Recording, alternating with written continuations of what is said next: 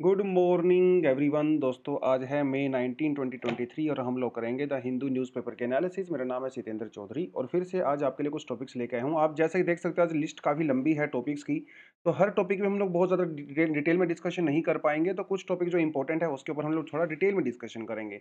जैसे सेबी और हिंडनबर्ग वाला जो टॉपिक है इसके ऊपर हम लोग ज़्यादा डिस्कशन नहीं करेंगे क्योंकि पहले आ चुका है, तो थोड़ा सा रिवीजन हम लोग यहाँ पे कर सकते हैं।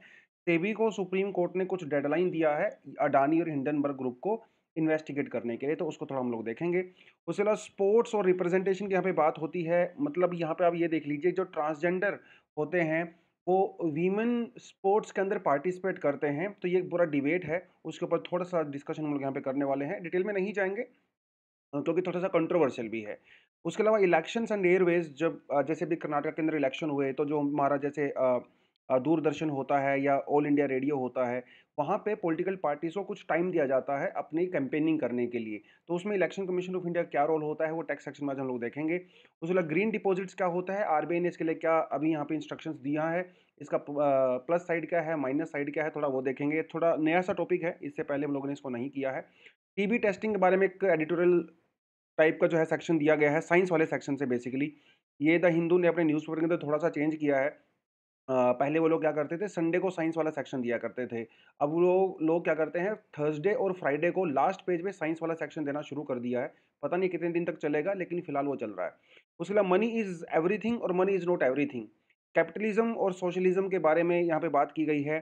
जो सोशलिस्ट पॉलिसीज हैं वो कैसे अमीर और गरीबों को अलग अलग इम्पैक्ट करती हैं, थोड़ा उसका जानेंगे।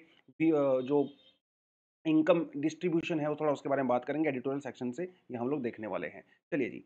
तो पहला टॉपिक है, देखिए supreme court gives time till August 14, तो अगस्त 14 तक का टाइम दिया गया है सुप्रीम कोर्ट के द्वारा सेबी को टू प्रोब हिंडनबर्ग चार्जेस। तो ने जो अडानी ग्रुप के ऊपर चार्जेस लगाए हैं, तो 14 अगस्त तक का टाइम दिया गया है। अब ये तो आर्टिकल जो है वो कहता है, ये हमारे जीएस पेपर 2 से और जीएस पेपर 3 दोनों से बिलोंग करता है। जीएस पेपर 2 की अगर हम लोग बात करें तो ये जैसे स्टैट्यूटरी, रेगुलेटरी और वेरियस क्वासी जुडिशियल बॉडीज के बारे में हमें मेंशन किया गया है जीएस पेपर 2 में।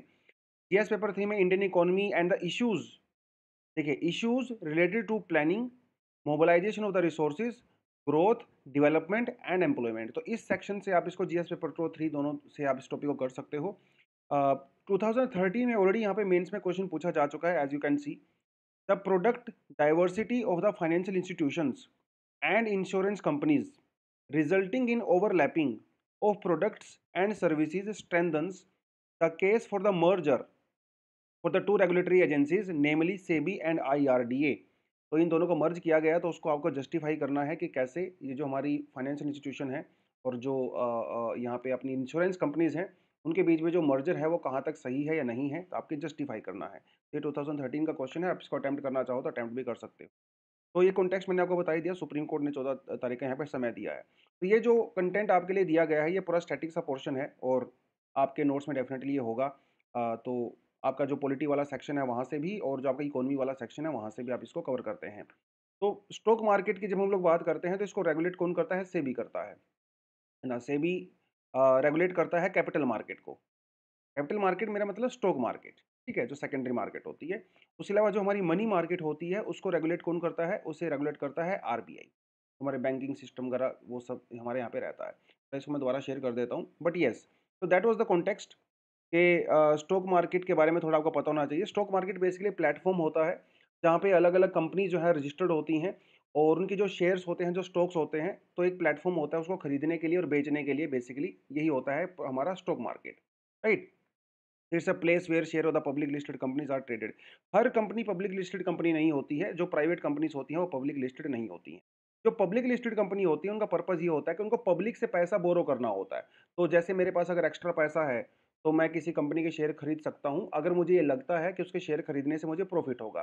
तो बेसिकली एक पूरी तरह से बिजनेस ओरिएंटेड जो ये चीज़ें होती हैं, तो हम लोग वहाँ पे ये करते हैं, राइट। उसके अलावा जो हमारे पास यहाँ पे कानून है, तो companies act 2013, security and the exchange board of act 1991, तो ये एक स्टैट्यूटरी बॉडी है। 1991 के अंदर सेबी एक्ट पास हुआ था, उसके तहत जो है ये रेगुलेशन किया जाता है। उसके अलावा सिक्योरिटी कॉन्ट्रैक्ट रेगुलेशन एक्ट 1956 हमारे पास है, एससीआरए, और डिपॉजिटरीज एक्ट जो है 1996। तो अगर आपके पास क्वेश्चन आ जाता है प्रीलिम्स में that which of the following act actually govern the stock market in India, तो आप उसमें चारों ऑप्शन ये अटेम्प्ट कर सकते हैं। चलिए जी। सिक्योरिटी इसको थोड़ा स्ट्रक्चर वगैरह को बता देता हूँ। ये जो एक बोर्ड ऑफ मेंबर होते हैं जो इसको रन करते हैं, इसके अंदर एक चेयरपर्सन होता है और कुछ पार्ट टाइम और फुल टाइम मेंबर्स भी यहाँ पे होते हैं। जो चेयरपर्सन होता है सेबी का, उसे यूनियन गवर्नमेंट के द्वारा जो है नॉमिनेट किया जाता है, ठीक है? SEBI act empower SEBI to protect the interest of the investor. तो सीधी-सी बात है भाई। अब देखिए 1991 में हमारी इकोनॉमी ओपन हुई, अचानक से हमारे यहाँ पे बहुत सारा एफडीआई आने लगा, बहुत सारी प्राइवेट कंपनीज़ जो है वो आने लगी, गवर्नमेंट कंपनीज़ का डोमिनेशन कम हो गया, तो स्टॉक मार्केट भी बूम करने लगी, तो इसलिए हम लोगों ने सेबी एक्ट को पास किया था। सेबी एक्ट जब पास हुआ तो जब इकोनॉमी ओपन हुई, स्टॉक मार्केट अचानक से बूम करने लगी, तो जो आम आदमी है, आम इन्वेस्टर है मेरे जैसा, उसके इंटरेस्ट को कौन प्रोटेक्ट करेगा, उसके लिए सेबी को बनाया गया था। तो ये थोड़ी चीज़ आपको पता होनी चाहिए। सेबी जो है कंपनी वगैरह के अगेंस्ट में ऑर्डर दे सकता है अगर उसको लगता है कोई कंपनी स्टॉक मार्केट के अंदर जो है वो गलत काम कर रही है। जैसे यहाँ पे आप अडानी का नाम दे सकते हो, हालाँकि अभी प्रूफ नहीं हुआ है कि वो गलत कर रहे थे, सिर्फ़ उनके ऊपर आरोप लगे हैं। लेकिन अगर सेबी किसी कंपनी के अगेंस्ट में, स्टॉक एक्सचेंज के अगेंस्ट में, स्पेशली स्टॉक एक्सचेंज के अगेंस्ट में अगर कोई गाइडलाइंस देती है या कोई डिसीज़न सुनाती है, तो उसके अगेंस्ट में आप जा सकते हो सिक्योरिटी अपीलेट ट्रिब्यूनल के अंदर।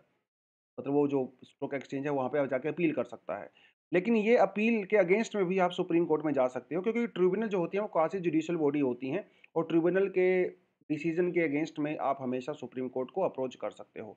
कमेंट सेक्शन में आप मुझे ये बताइए, क्या हम लोग ट्रिब्यूनल के अगेंस्ट में हाई कोर्ट में जा सकते हैं या फिर सीधा सुप्रीम कोर्ट में जा सकते हैं? ये कमेंट सेक्शन में आपने मुझे बताना है। अगर आपने लक्ष्मीकांत पढ़ा है तो ये आपको आइडिया इसका होगा। उसके अलावा जो फंक्शन होते हैं सेबी के, ये हमें पहले से आता है। मेजर अचीवमेंट क्या है सेबी की? डीमैटेरियलाइजेशन ऑफ द शेयर्स। पहले जो शेयर्स वगैरह खरीदे बेचे जाते थे वो फिजिकल फॉर्म में होते थे, पेपर की फॉर्म में होते थे। लेकिन बाद में जब इलेक्ट्रॉनिक्स और इंटरनेट का भैया ज़माना आया, तो उनको डीमैटेरियलाइज़ कर दिया गया और इसीलिए हम लोग ना डीमैट अकाउंट बनवाते हैं। डीमैट अकाउंट का मतलब ये होता है डीमैटेरियलाइज़्ड अकाउंट, ठीक है? आजकल आप मोबाइल फ़ोन वगैरह से ही सब कुछ कर लेते हो, कितनी सारी एप्लीकेशंस वगैरह भी आती हैं। फास्टर सेटलमेंट प्रोसेस होती है यहाँ पे और fostering mutual fund industry more than the four fold increase in the span of the 10 years. तो म्यूचुअल फंड का काफ़ी ज़्यादा पार्टिसिपेशन बढ़ा है स्टॉक मार्केट के अंदर, वो सेबी की वजह से ही हुआ है। इंटरनेट ट्रेडिंग वगैरह किया जाता है, सर्किट ब्रेकर सिस्टम वगैरह यहाँ पे यूज़ किया जाता है। लेकिन बहुत सारे चैलेंजेस हैं आज भी सेबी वाले मामले में। एनफोर्समेंट प्रोसेस काफ़ी स्लो है सेबी की, हालांकि काफ़ी पावर दी गई है रिसेंट अमेंडमेंट के दौरान भी, बट स्टिल अभी भी थोड़ा दिक्कत है वहाँ पे। Depth of human resource, man power काफ़ी कम है, कैपिटल मार्केट इतना ज़्यादा डीप नहीं है इंडिया में जितना फॉरेन कंट्री में है, अमेरिका वगैरह में है, तो अभी भी बहुत कुछ सीखना है। नॉन ट्रांसपेरेंट रिक्रूटमेंट प्रोसेस होती है अनफॉर्चुनेटली। काफ़ी सारे जो बोर्ड के मेंबर होते हैं वो नॉमिनेट किए जाते हैं, उनकी क्वालिफिकेशन क्या होती है, क्या प्रोसेस होती है, बहुत ज़्यादा जो है वो पब्लिक डोमेन के अंदर वो सब चीज़ें यहाँ पे नहीं आती हैं। ऑब्सोलीट रेगुलेशन, देखिए अभी ऊपर हम लोगों ने देखा, अभी भी 1956 के रेगुलेशन को यूज़ किया जाता है। तो नए ज़माने के हिसाब से जो है नए कानून यहाँ पे आने चाहिए। तो ये कुछ प्रॉब्लम्स हैं, कुछ चैलेंजेस हैं, कुछ अचीवमेंट्स हैं। थोड़ा-सा सेबी के बारे में आपको पता होना चाहिए और ऊपर हम लोगों ने क्वेश्चन देख ही लिया है, तो वो क्वेश्चन भी आप आराम से यहाँ पे अटेम्प्ट कर सकते हो। चलिए, नेक्स्ट जो टॉपिक आता है, वो क्या कहता है? Challenging for the cisgender woman to compete against the transgender woman who have higher level of testosterone. ये जो डिबेट है अभी इंडिया में उतनी प्रोमिनेंट नहीं है जितनी वेस्टर्न कंट्री में प्रोमिनेंट है। वेस्टर्न कंट्री में कॉन्सेप्ट चलता है जिसे कहते हैं self identification. Apart from biology, biology क्या कहती है? बायोलॉजी ये कहती है कि भाई दुनिया में सिर्फ 2 ही सेक्स हैं, एक है मेल और दूसरा है फीमेल। और जब कोई बच्चा जन्म लेता है तो उनको वो वो असाइन कर दिया जाता है मेल है या फीमेल है। ये कॉन्सेप्ट वहाँ पे चलता है। लेकिन एक सेल्फ आइडेंटिफिकेशन क्या कहता है? अगर कोई आदमी सेल्फ आइडेंटिफाई कर लेता है, मान लो कोई मेल है, ठीक है? और वो सेल्फ आइडेंटिफाई कर लेता है कि अभी मैं फीमेल हूँ, तो उसे फीमेल की कैटेगरी में काउंट किया जाता है irrespective of that persons biology. उसका टेस्टोस्टेरोन लेवल क्या है एंड ऑल दैट वो कंसिडर नहीं किया जाता। तो उस केस में वेस्टर्न कंट्री में आजकल एक बड़ा अजीब सी ट्रेंड ये चल गया है। जो मेल होते हैं कई बार वो क्या करते हैं, जो स्पोर्ट्स पर्सन होते हैं स्पेशली, वो अपने आप को एज अ वुमन आइडेंटिफाई कर लेते हैं और वो वुमन स्पोर्ट्स में जाके compete करते हैं, और जब वो वुमन स्पोर्ट्स में compete करते हैं तो उनको बहुत ज़्यादा एडवांटेज मिलता है। तो जो वीमेन स्पोर्ट्स के अंदर वर्ल्ड रिकॉर्ड्स वगैरह थे उसको वो थ्रैश कर देते हैं, पचासों साल के वर्ल्ड रिकॉर्ड, जैसे बेंच प्रेस हो गया, कोई भी चीज़ हो गई। क्योंकि मेल जो बॉडी है ऑफ कोर्स वो स्ट्रॉन्ग होती है, testosterone level, bone density, height, सब थोड़ा सा यहाँ पे एक्स्ट्रा रहता है। ये दिस इज प्योर बायोलॉजी।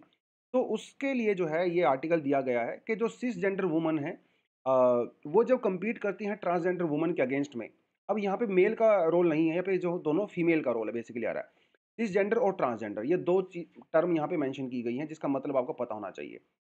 देखिए, सेक्स जो एक बायोलॉजिकल स्टेटस होता है, जैसे आपको मैंने बताई थी, दुनिया में 2 ही तरह के सेक्स होते हैं, मेल और फीमेल। जेंडर अलग-अलग हो सकता है। जेंडर क्योंकि एक सोशल कंस्ट्रक्ट होता है। जेंडर हर इंसान अपने हिसाब से डिसाइड कर सकता है, वो कैसा फ़ील करता है। जैसे हम लोग जब एलजीबीटी कम्युनिटीज़ की बात करते हैं, है ना? तो उसके अंदर वो हम लोग जेंडर की बात करते हैं, सेक्स की बात नहीं करते हैं। सेक्स बायोलॉजिकली, मेडिकली 2 ही माने जाते हैं, मेल और फीमेल, ठीक है? कई बार इंटरसेक्स मतलब फीमेल और इंटरसेक्स कैटेगरी में उसको कंसिडर किया जाता है। सिसजेंडर क्या होता है और ट्रांसजेंडर क्या होता है, ये थोड़ा सा आपको समझ में आना चाहिए आज के आर्टिकल के पर्सपेक्टिव में। सिसजेंडर को हम लोग सिस भी बोलते हैं, CIS। ये एक एडजेक्टिव होता है। बेसिकली जिस भी इंसान को उसके जन्म के दौरान जो सेक्स दिया गया था, असाइन किया गया था, मेल या फीमेल, अगर वो जिंदगी भर उसी सेक्स के साथ आइडेंटिफाई करता है तो उसे सिसजेंडर कहा जाता है। अगर किसी को बर्थ के टाइम में वीमन डिक्लेयर किया गया है और वो जिंदगी भर अपने आप को वुमन ही कंसिडर करती है, तो दैट इज सिसजेंडर। अब ट्रांसजेंडर अलग होता है। ट्रांसजेंडर में क्या होता है, उल्टा होता है। बर्थ के दौरान जो आपको सेक्स असाइन किया गया है, अगर लेटर स्टेज में आप अपनी लाइफ में उससे अपोजिट आइडेंटिफाई करते हो, मेल अपने आप को फीमेल आइडेंटिफाई करता है, फीमेल अपने आप को मेल आइडेंटिफाई करता है, तो उसे हम लोग ट्रांसजेंडर कहते हैं। अब यहाँ पे दो चीजें होती हैं। अगर हम लोग मेल की बात करें, देखिए during puberty male boys generally develop longer and the denser bones. Boys के अंदर डेंस बोन होती है, लंबी बोन्स होती हैं। More muscle tissues, more strength, more speed, greater height, greater lung capacity than the girls. ये नेचुरली एक advantage होता है मेल्स को। ये अब क्या होता है, मेल अगर अगर मेल और फीमेल में जो मेन एडवांटेज होता है वो टेस्टोस्टेरोन का होता है। बेसिकली मेल के अंदर जो है टेस्टोस्टेरोन ज़्यादा होते हैं, तो स्ट्रेंथ वगैरह वो बोन डेंसिटी वगैरह ज़्यादा होती है। अगर कोई मेल वीमेन कैटेगरी के अंदर फीमेल कैटेगरी के अंदर स्पोर्ट्स के अंदर compete करना चाहता है, तो उस मेल को एक थेरेपी लेनी पड़ती है जिसे ट्रांसजेंडर थेरेपी, टेस्टोस्टेरोन थेरेपी कहते हैं। और इसमें उस पर्सन के टेस्टोस्टेरोन को रिड्यूस किया जाता है। अब टेस्टोस्टेरोन हो सकता है उस मेल का फीमेल के बराबर आ गया हो, लेकिन बोन डेंसिटी और हाइट वगैरह वो तो अभी भी ज़्यादा रहती है। तो उस वजह से जो मेल होते हैं, जब वो फीमेल जो टेस्टोस्टेरोन थेरेपी लेने के बाद विमेन स्पोर्ट्स के अंदर compete करते हैं, तो उनको काफ़ी ज़्यादा एडवांटेज होता है। वो तो है ही। अब ट्रांसजेंडर जो होते हैं उनके अंदर भी टेस्टोस्टेरोन लेवल ज़्यादा होता है as compare to women cisgender. अब ट्रांसजेंडर अगर विमन कैटेगरी के अंदर compete करेंगी, तो भैया ट्रांसजेंडर को तो ऑफ कोर्स नेचुरल बेनिफिट यहाँ पे है। Despite of taking testosterone therapy, अभी भी उनकी जो बोन डेंसिटी है, उनकी जो हाइट है, जो लंग कैपेसिटी है, वो ज़्यादा होती है। तो ट्रांसजेंडर को बेनिफिट होता है वुमन कैटेगरी में। इससे वुमन को नुकसान है ना? तो वीमेन जो राइट्स की हम लोग बात करते हैं, तो इनका ये कहना है कि ट्रांसजेंडर के लिए आप अलग से स्पोर्ट्स कैटेगरी बना सकते हो। वीमेन के लिए आप अलग से रखिए, मेल के लिए आप अलग से रखिए, क्योंकि मेल और फीमेल के स्पोर्ट्स के स्टैंडर्ड जो है वो अलग होते हैं। आप चाहे टेनिस में देख लीजिए, फुटबॉल में, वेट लिफ्टिंग में, गोल्फ में, किसी भी चीज़ में दोनों के स्टैंडर्ड अलग होते हैं, क्योंकि बायोलॉजिकली दोनों डिफरेंट होते हैं। ऐसे ही ट्रांसजेंडर भी बायोलॉजिकली डिफरेंट होते हैं, तो इनके लिए अलग से स्पोर्ट्स कैटेगरी बनाई जा सकती है। तो ये बेसिकली इस आर्टिकल में बात यहाँ पे कही गई है। सान्या जो है वो 4 टाइम्स वुमेन गोल्ड मेडलिस्ट हैं, और इनको दुनिया का सबसे आज तक का मतलब all time best sprinter of all time कहा जाता है 400 मीटर की रेस में। तो इन्होंने बेसिकली इंटरव्यू में यही कहा है कि जो ट्रांसजेंडर होते हैं they have advantage over this woman when they compete in the women sports. तो ट्रांसजेंडर के अलग से बनाया जा सकता है, क्योंकि वीमेन का जो टाइमिंग है, अगर मान लो 400 मीटर का जो टाइमिंग है वो 50 सेकंड का है, तो डेफिनेटली जो ट्रांसजेंडर वुमन होती है वो इसको 45 सेकंड में भी कर सकती है, क्योंकि उसको एक एडेड एडवांटेज होता है। और जो मेल होते हैं वो जब फीमेल कैटेगरी के अंदर compete करते हैं, तो वो उस रिकॉर्ड को जो है 40 सेकंड में भी कर सकते हैं। तो ये एक बायोलॉजिकल डिफरेंस की वजह से जो है चीज़ें हो रही हैं, और ये डिबेट और डिस्कशन अभी चलेगा। और क्योंकि यहाँ पे देखिए ने वर्ल्ड एथलेटिक्स ने बैन कर दिया गया है ट्रांसजेंडर वुमन को फीमेल कंपटीशन में पार्टिसिपेट करने से। तो कुछ लोग जो है इसका स्वागत कर रहे हैं, कुछ लोग इसको जो है अपोज भी कर रहे हैं। उनका कहना है कि भाई आप तो डिस्क्रिमिनेशन कर रहे हो एंड ऑल दैट, वो सब चीज़ें यहाँ पे चल रही हैं। लेकिन मोस्टली जो वीमन जो स्पोर्ट्स पर्सन है, उन्होंने तो यही कहा है कि ट्रांसजेंडर वीमेन को वीमेन स्पोर्ट्स के अंदर, यानी कि जो सिस जेंडर हैं उनके अंदर compete नहीं करना चाहिए। They should have a separate category. अगर ऐसा होने लगेगा तो ट्रांसजेंडर अगर compete करने लगेंगी वीमेन स्पोर्ट्स के अंदर, तो भैया वीमेन स्पोर्ट्स के जितने भी रिकॉर्ड हैं वो तो वैसे भी टूटने वाले हैं, क्योंकि they are more stronger, they are taller, है ना, बोन डेंसिटी ज़्यादा होती है, वो सारी चीज़ें। तो ये एक जो है डिबेट वहाँ पे चलती है, इसलिए मैंने थोड़ा सोचा आज आपको इंट्रोडक्शन दे देता हूँ। हालांकि ये डिस्कशन थोड़ी सी डीप है। What are the RBI regulations on the green deposits. तो ये ग्रीन डिपॉजिट क्या होता है? ग्रीन डिपॉजिट कुछ नहीं होता भाई, जैसे मैं और आप जैसे लोग जो है बैंकों में पैसा जमा करवाते हैं तो वो हमारा डिपॉजिट होता है। अब ये ग्रीन डिपॉजिट क्या होता है? देखिए बैंकों का काम क्या होता है? बैंक्स जो है एक तरह से लिंक का काम करते हैं। किसके बीच में? डिपॉजिटर्स और जो जो बोरोवर्स होते हैं, उनके बीच में लिंक का काम करते हैं। ये basically bank is like baniya. B for bank, B for baniya. Baniya क्या करता है? आपसे पैसे लेता है, ठीक है? और आप आगे आपके पैसे को किसी और को उधार दे देता है। अब जो बनिया यानी कि जो बैंक आपसे पैसा लेता है, मान लो वो 2% पे लेता है और बाद में बनिया किसी और को उधार देता है तो वो 4% पे देता है। तो बीच का ये जो 2% होता है वो उस बैंक का प्रॉफिट होता है। बैंक ऐसे ही काम करते हैं। और जैसे मान लो हज़ारों करोड़ों लोग जो हैं वो बैंकों के अंदर पैसा जमा करवाते हैं। अब टाटा, बिरला, अंबानी जितने बिज़नेसमैन लोग होते हैं वो बैंकों से पैसा लेते हैं। अब मान लो टाटा ने बैंक से पैसा लिया, ठीक है? आपने जो बैंक में डिपॉज़िट पैसा करवाया है, वो बैंक ने टाटा को दे दिया। अब टाटा जो है कोई प्रोजेक्ट लगाना चाहता है। अब टाटा जो है अलग-अलग तरह के प्रोजेक्ट लगा सकता है ना? टाटा जो है कोई केमिकल फैक्ट्री लगा सकता है, कोई सोलर पावर प्लांट लगा सकता है, कोई हाइड्रो पावर प्लांट लगा सकता है, कुछ न्यूक्लियर पावर प्लांट लगा सकता है, कुछ भी कर सकता है ना? अब ये डिपेंड करता है कि टाटा किस प्रोजेक्ट को लगा रहा है और वो बैंक किस प्रोजेक्ट के लिए टाटा को लोन दे रहा है। अगर वो आपका पैसा किराया हुआ डिपॉजिट करवाया हुआ पैसा अगर बैंक किसी ग्रीन प्रोजेक्ट को देता है तो उसे हम लोग ग्रीन डिपॉजिट कहते हैं। ये इतना सा ही फ़र्क इसमें आता है। इसमें आपको कोई ख़ास एक्स्ट्रा इंटरेस्ट नहीं मिलता। ये सिर्फ़ हमारी आत्मा को खुश करने के लिए है कि हाँ यार, मैं जो पैसा बैंक में दे रहा हूँ ना, वो किसी अच्छे काम के लिए लग रहा है, वो ग्रीन डिपॉज़िट्स में लग रहा है। अब इसके अंदर आरबीआई ने कुछ कैटेगरीज़ यहाँ पे डिसाइड की हैं कि किसको हम लोग ग्रीन प्रोजेक्ट बोलेंगे। जैसे देखिए, renewable energy of course, solar, wind and all that. Waste management, yes. Clean transportation, electronical vehicles वगैरह जो आजकल हम लोग चलते हैं, ई-व्हीकल्स वगैरह। Energy efficiency and the afforestation, ये प्रोजेक्ट उन्होंने कंसिडर किए हैं अंडर दिस ग्रीन डिपॉजिट्स के अंदर में। जो नहीं किए हैं वो थोड़े ज़्यादा इंपॉर्टेंट मुझे यहाँ पे लगे। जैसे फॉसिल फ्यूल, पेट्रोल, डीजल, ये तो ऑफ कोर्स होगा ही। नेचुरल गैस, न्यूक्लियर पावर, ये पॉइंट काफ़ी ज़्यादा इंपॉर्टेंट है। न्यूक्लियर पावर को ग्रीन डिपॉजिट के अंदर इंक्लूड नहीं किया गया है। टोबैको तो ऑफ कोर्स नहीं होगा, गैम्बलिंग भी नहीं होगा, पाम ऑयल भी नहीं होगा। हाइड्रो पावर जनरेशन को भी ग्रीन डिपॉजिट के अंदर इंक्लूड नहीं किया गया है। तो ये पॉइंट काफ़ी इंपॉर्टेंट है। आपसे एग्जाम में पूछेगा that which of the following categories are covered under green deposits recently declared by RBI. तो वो आपको न्यूक्लियर देगा, हाइड्रो पावर देगा और आप कंफ्यूज हो जाओगे। आपको लगेगा अरे यार, ये तो बिल्कुल सही है, ग्रीन है, लेकिन ग्रीन नहीं है। ठीक है? तो ये कुछ चीज़ें जो उन्होंने यहाँ पे कही है। एक ग्रीन वॉशिंग टर्म यहाँ पे इन्होंने मेंशन किया है। ग्रीन वॉशिंग क्या होता है मैं थोड़ा आपको बता देता हूँ। कई बार क्या करते हैं कंपनीज ना, टीवी पे, सोशल मीडिया पे एकदम भर भर के ऐड करती हैं, एडवर्टीजमेंट करती हैं कि हमारी कंपनी एनवायरनमेंट के लिए ये कर रही है, फलाना कर रही है, ढिमकाना कर रही है, लेकिन एक्चुअली में कुछ करती नहीं है। तो वो सिर्फ ग्रीन वॉशिंग होती है, एक्चुअली में कुछ होता नहीं। जैसे आपको दे देता हूँ एग्जाम्पल, जैसे एप्पल है। एप्पल के अगर आप फ़ोन खरीदते हो तो उसके अंदर चार्जर नहीं मिलता है। एप्पल का ये कहना है कि मैं चार्जर आपको इसलिए नहीं दे रहा हूँ क्योंकि इससे एनवायरनमेंट को नुकसान होता है, मैं प्लास्टिक की प्रोडक्शन को कम करना चाहता हूँ। लेकिन भाई अगर आप चार्जर नहीं दोगे तो बाहर से वो आदमी कहीं और से तो चार्जर खरीदेगा ना यार। तो प्लास्टिक तो और ज़्यादा जनरेट हो रही है अनफॉर्चुनेटली, क्योंकि उस आदमी के पास पहले से चार्जर होगा और उसको नया चार्जर खरीदना पड़ेगा। तो ये डबल प्लास्टिक क्रिएट हो रही है बेसिकली। तो ये एक तरह का ग्रीन वॉशिंग होता है। तो उन्होंने कहा कि ये जो बैंक वगैरह जो पैसा दे रहे हैं किसी फर्दर कंपनी को, तो ग्रीन वॉशिंग नहीं होना चाहिए। एक्चुअली में वो ग्राउंड के ऊपर काम किया जाना चाहिए। इससे इन्वेस्टर को जो डिपॉजिटर होते हैं उनको क्या क्या बेनिफिट है? कोई बेनिफिट नहीं है। कोई आपको खास एक्स्ट्रा इंटरेस्ट यहाँ पे मिलने वाला नहीं है एक्स्ट्रा।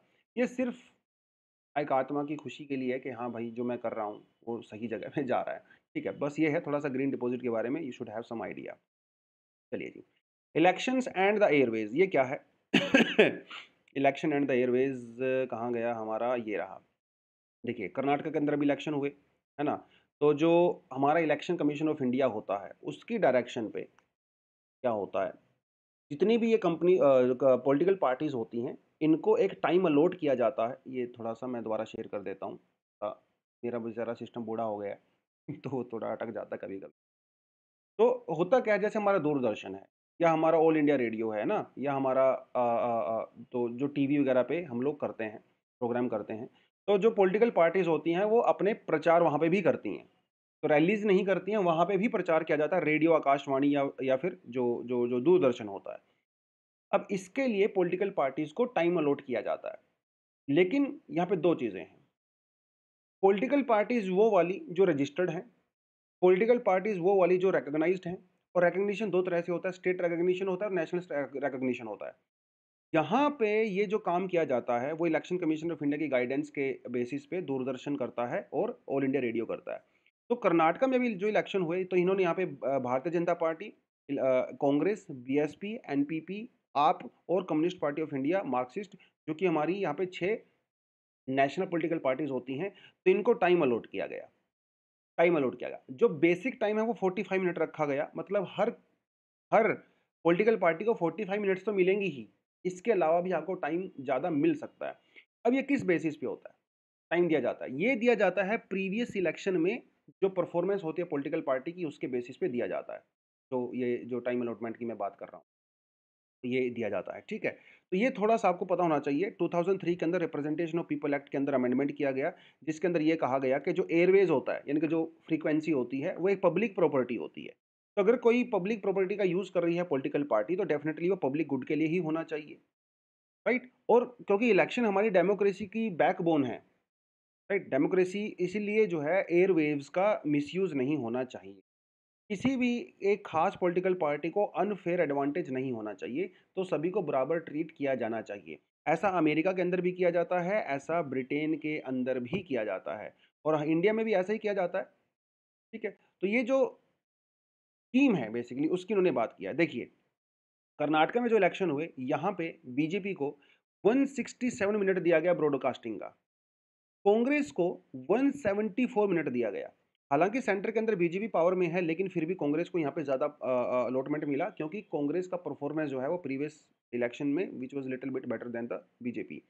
जेडीएस को जो है 107 मिनट मिला, राइट? उसके अलावा जो लोकल वहाँ पे पॉलिटिकल पार्टीज़ हैं, उनको भी यहाँ पे समय दिया गया। यानी कि किसी तरह की कोई कंट्रोवर्सी नहीं है, ये पूरी तरह से न्यूट्रल होता है। और एक एपेक्स कमेटी होती है, जो आकाशवाणी और दूरदर्शन की, जिनका डिसीजन फाइनल यहाँ पे माना जाता है, और वो सब चीज़ें जो है यहाँ पे होती हैं। जैसे एनपीपी जो है, उसको भी वहाँ पे टाइम दिया गया 45 मिनट्स के बेसिस पे ही, जैसे आईएनसी और बीजेपी। मतलब स्टेट पार्टी को भी नेशनल पार्टी के बराबर ही यहाँ पे टाइम अलॉट किया गया है, क्योंकि वो इलेक्शन स्टेट के अंदर था, और डेमोक्रेसी के पर्सपेक्टिव से आप डिस्क्रिमिनेशन यहाँ पे नहीं कर सकते। ये थोड़ी-थोड़ी चीज़ें जो है इन्होंने यहाँ पे बताई हैं। जैसे एनपीसी का एग्ज़ाम्पल इन्होंने यहाँ पे दिया। एनपीसी के पास पहले नेशनल पार्टी का स्टेटस था, लेकिन वो विथड्रॉ हो गया है, अभी वो सिर्फ़ स्टेट पार्टी है। और जैसे तृणमूल कांग्रेस है, ये भी अभी स्टेट पार्टी है, नेशनल पार्टी नहीं रही है। उसके बावजूद भी इनको डिसेंट अमाउंट ऑफ टाइम यहाँ पे दिया गया है, ठीक है? क्योंकि जो एयरवेव्स है वो इनफ़ाइनाइट सोर्स नहीं है। तो हर किसी को थोड़ा-थोड़ा मिलेगा भाई, है ना? ताकि कॉन्फ्लिक्ट ऑफ इंटरेस्ट ना हो, डेमोक्रेसी मजबूत हो, तो वो कुछ-कुछ चीज़ें इन्होंने यहाँ पे बोली हैं। अब ये तो होगी सरकारी बात, मतलब दूरदर्शन और ऑल इंडिया रेडियो की बात की गई। क्या प्राइवेट जो न्यूज़ चैनल्स हैं, या प्राइवेट जो रेडियो चैनल्स हैं, क्या वहाँ पे भी ये यूज़ होना चाहिए? अब ये एक डिबेट का मुद्दा है। कुछ लोगों का कहना है कि येस, प्राइवेट जो हमारे चैनल्स वगैरह हैं, वहाँ पे भी आप अलॉटमेंट करिए। लेकिन प्राइवेट कंपनी का कहना है, भाई हम ऐसा क्यों करें? अब हमारे यहाँ पे क्या है, इंडिया में अनफॉर्चुनेटली क्या होता है, बहुत सारे जो टीवी चैनल्स हैं, जो रेडियो एफएम चैनल्स वगैरह हैं, उनके जो ओनर्स हैं वो पॉलिटिकल पार्टी के लीडर्स हैं। अब मान लो कोई कांग्रेस का कोई आदमी है, बिजनेस पर्सन है, वो कांग्रेस को सपोर्ट करता है, और अगर वो अपने चैनल के ऊपर बीजेपी की या तृणमूल की या एसपी की अगर वो ऐड चलाएगा, तो भैया कैसा लगेगा? तो वो तो सही नहीं है ना। तो इन्होंने कहा कि देखो ये सब ठीक नहीं है, आप गवर्नमेंट का जो फ्रीक्वेंसी है, एयरवेव्स है, आप उसे यूज़ करिए, हम लोग जो है उसको नहीं करने देंगे। तो ये एक अलग से टॉपिक है, आप कमेंट सेक्शन में मुझे बता सकते हो, क्या प्राइवेट चैनल्स को भी इसके अंदर इंक्लूड करना चाहिए, या सिर्फ सरकारी चैनल को इसको इंक्लूड करना चाहिए? तो ये एक जो है छोटा-सा पे पर्सपेक्टिव। चलिए जी। उसके अलावा एक और हमारे पास टॉपिक यहाँ पे आता है टीवी के बारे में। तो टीवी के बारे में हम लोग पहले वैसे डिस्कशन अच्छी खासी कर चुके हैं। मैं थोड़ा इसको दोबारा शेयर कर देता हूँ। तो टीबी बेसिकली ट्यूबरकुलोसिस जिसे कहते हैं। कोविड देखो, अभी तो कोविड आ गया, लेकिन कोविड से पहले टीबी जो है दुनिया में, स्पेशली इंडिया में, डेथ का नंबर वन कारण हुआ करता था। और टीबी भी जो है एक इन्फेक्शन डिसीज है, जैसे कोविड है। अब कोविड जब आया तो पूरी दुनिया कोविड के लिए वैक्सीन बनाने में लग गई, और कोविड के लिए जो टेस्ट हम लोगों ने यूज़ किया वो किया पीसीआर टेस्ट। क्योंकि पीसीआर टेस्ट से जो डायग्नोसिस है बहुत फास्ट हो जाती है। लेकिन टीबी के लिए अभी तक वर्ल्ड लेवल पे कोई ऐसा टेस्ट क्यों नहीं बनाया गया जो बहुत जल्दी आपकी डायग्नोसिस कर दे? जबकि कोविड के लिए तो आपने कर दिया, को टीबी के लिए क्यों नहीं किया? ये आर्टिकल बेसिकली इस क्वेश्चन को यहाँ पे बताता है। एक जो बड़ा ही अच्छा और डिसेंट सा जो मुझे आर्गुमेंट लगा, इनका ये कहना है कि भाई जो टीबी होता है ना यार, उससे कौन इम्पैक्ट होता है? टीबी से इम्पैक्ट होता है गरीब आदमी। जो लो इनकम कंट्रीज हैं, ठीक है, वहां पे टीबी के केस ज्यादा आते हैं। अगर टीबी अमीर लोगों को भी इम्पैक्ट करता, या जो हाई इनकम कंट्रीज हैं, अगर उनके अंदर टीबी के केस बहुत ज़्यादा होते, तो अभी तक रिसर्च हो चुकी। कोविड में अगर आप देखेंगे, कोविड में जो हाई इनकम कंट्रीज हैं उनके अंदर शुरुआत में ज़्यादा डेथ होनी शुरू हुई, इसलिए उन्होंने कोविड के अंदर इन्वेस्टमेंट भी किया बहुत ज़्यादा, और जल्दी ही हम लोगों ने वैक्सीन भी यहाँ पे बना लिया था। लेकिन टीबी के अंदर आज भी ऐसा नहीं हो रहा है। टीबी के अंदर आज भी वही पुराने ज़माने की टेस्टिंग चल रही है, जो पिछले 50 सालों से चल रही है। कुछ नया टेक्नोलॉजी टीबी में आ ही नहीं रहा है। तो अभी जो टीबी के अंदर जो टेस्टिंग होती है उसे बोलते हैं माइक्रोस्कोपी। माइक्रोस्कोपिक टेस्टिंग को मॉलिक्यूलर जो टेस्टिंग से रिप्लेस किया जाना चाहिए, क्योंकि इसके लिए कुछ जगह पे डिवाइसेस बना चुके हैं, लेकिन अभी तक इसको लार्ज स्केल पे यूज़ नहीं किया जाता है। ये यहाँ पे एक बड़ी बात है। टीबी के लिए जो टेस्ट होता है वो स्पटम का टेस्ट होता है, यानी कि जो आप खांसते हो, नीचे से जो बलगम निकलती है आपकी चेस्ट में से, लंग्स में से, उसको टेस्ट किया जाता है, जो कि पुराना ज़माने का जो है मेथड है। इन्होंने कहा कि नहीं, आप जो है जैसे यूरिन सैंपल हो गया, ओरल स्वैब हो गया, जैसे कोविड के अंदर लिया जाता है ना? वो जो लार्वा होता है हमारे मुँह के अंदर, वो लिया जाता है, तो आप उससे भी टेस्ट कर सकते हो, है ना? टीबी का जो टेस्ट होता है वो आपके घर पे भी हो सकता है, लेकिन आज तक हम लोगों ने इसको इम्प्लीमेंट ही नहीं किया। आप हॉस्पिटल में जाना पड़ता है, वहाँ पे सब टेस्ट वगैरह करवाना पड़ता है, राइट? तो इन्होंने कहा कि ये जो चीज़ें हैं टीबी वाले पूरे केसेज़ में, वो चेंज होनी चाहिए। टीबी की जो डायग्नोसिस है, टीबी का जो ट्रीटमेंट है, एक नया टेक्नोलॉजी यहाँ पे आना चाहिए, ठीक है? जैसे CBNAAT टेस्ट, ये एक नया टेस्ट वगैरह कुछ बनाया गया है टीबी की टेस्टिंग के लिए, लेकिन अभी भी ये लार्ज स्केल पे नहीं होता है। टीबी नाट का टेस्ट वहाँ पे किया जाता है यूजुअली जहाँ पे जिन लोगों का एचआईवी होता है, या ड्रग रेसिस्टेंट या चिल्ड्रन के केस में किया जाता है, बट अभी भी लार्जर पॉपुलेशन में इसका यूज़ नहीं होता है। अभी भी वही पुराने ज़माने की चीज़ें जो हैं टीबी में यूज़ हो रही हैं। तो बेसिकली इस आर्टिकल में वही कुछ चीज़ें बताई गई हैं। हालाँकि डब्ल्यूएचओ ने कहा है कि we need to invest more, ठीक है, लेकिन अभी तक अनफॉर्चुनेटली ऐसा कुछ हो नहीं रहा है। जब इंडिया की बात करें, क्योंकि इंडिया में टीबी से सबसे ज़्यादा डेथ होती है पूरी दुनिया में, इंडिया को TB capital of the world भी कहा जाता है। तो हम लोगों को इनोवेशन भी करनी चाहिए, और हम लोगों को यहाँ पे फाइनेंसिंग भी करनी चाहिए। हालाँकि पिछले कुछ सालों में इंडिया ने प्रायोरिटी दिया है टीबी को, और India now has its own CBNAT, and India also worked hard on the manufacturing PCR reagents and buying more molecular system. India करने की कोशिश कर रहा है, लेकिन भाई हम भी लो इनकम कंट्री हैं, इतना पैसा हमारे पास है नहीं। लेकिन ग्लोबली जो कंपनीज हैं या ग्लोबली जो गवर्नमेंट्स हैं, they should come together and we should actually devise a way, ताकि हम लोग टीबी को जल्दी डायग्नोसिस कर सकें और उसका जल्दी ट्रीटमेंट भी करें। ये इस आर्टिकल के अंदर बेसिकली मोटी मोटी चीज़ें बताई गई हैं। चलिए जी, आज का एडिटोरियल क्या कहता है? एडिटोरियल मुझे एक तरह से अच्छा लगा, हालाँकि सब्जेक्टिव सा है, बहुत डिबेट डिस्कशन इसके ऊपर हो सकती है। Money is about more than just survival, ठीक है? पैसा से सिर्फ सर्वाइवल नहीं होता है। सर्वाइवल का मतलब होता है भैया रोटी, कपड़ा और मकान। आपके पेट में 3 टाइम का रोटी हो, आपके घर पे छत हो, ठीक है?